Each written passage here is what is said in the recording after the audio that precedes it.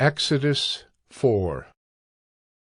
Then Moses answered, But behold, they will not believe me or listen to my voice, for they will say, The Lord did not appear to you.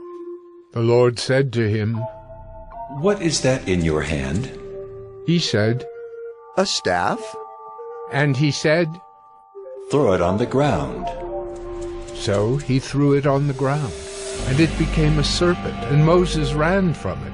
But the Lord said to Moses, Put out your hand and catch it by the tail. So he put out his hand and caught it, and it became a staff in his hand. That they may believe that the Lord, the God of their fathers, the God of Abraham, the God of Isaac, and the God of Jacob has appeared to you. Again the Lord said to him, Put your hand inside your cloak. And he put his hand inside his cloak, and when he took it out, behold, his hand was leprous like snow. Then God said, Put your hand back inside your cloak. So he put his hand back inside his cloak, and when he took it out, behold, it was restored like the rest of his flesh. If they will not believe you, God said, or listen to the first sign, they may believe the latter sign.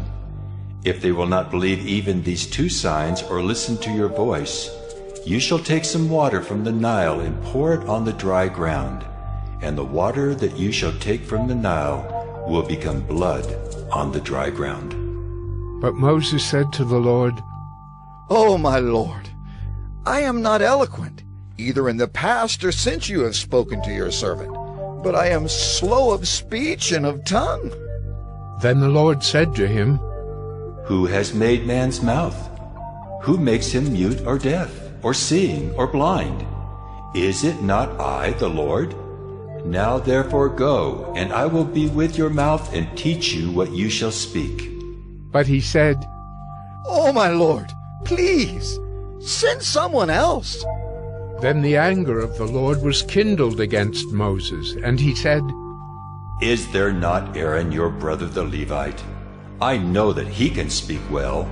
Behold, he is coming out to meet you, and when he sees you, he will be glad in his heart. You shall speak to him and put the words in his mouth, and I will be with your mouth and with his mouth, and will teach you both what to do.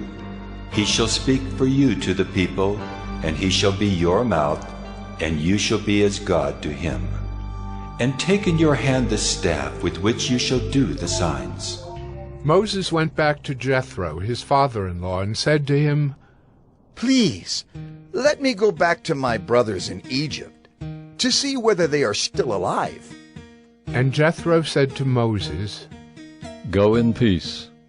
And the Lord said to Moses in Midian, Go back to Egypt, for all the men who were seeking your life are dead. So Moses took his wife and his sons, and had them ride on a donkey, and went back to the land of Egypt.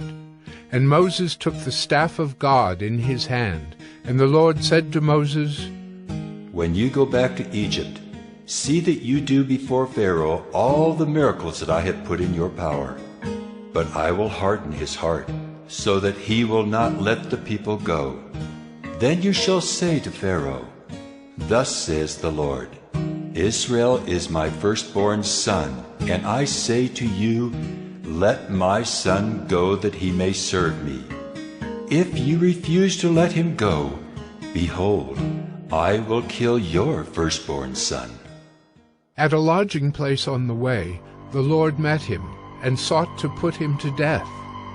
Then Zipporah took a flint, and cut off her son's foreskin, and touched Moses' feet with it, and said, Surely you are a bridegroom of blood to me. So he let him alone. It was then that she said, A bridegroom of blood, because of the circumcision. The Lord said to Aaron, Go into the wilderness to meet Moses. So he went and met him at the mountain of God, and kissed him. And Moses told Aaron all the words of the Lord with which he had sent him to speak, and all the signs that he had commanded him to do. Then Moses and Aaron went and gathered together all the elders of the people of Israel. Aaron spoke all the words that the Lord had spoken to Moses, and did the signs in the sight of the people. And the people believed. And when they heard that the Lord had visited the people of Israel, and that he had seen their affliction, they bowed their heads and worshipped.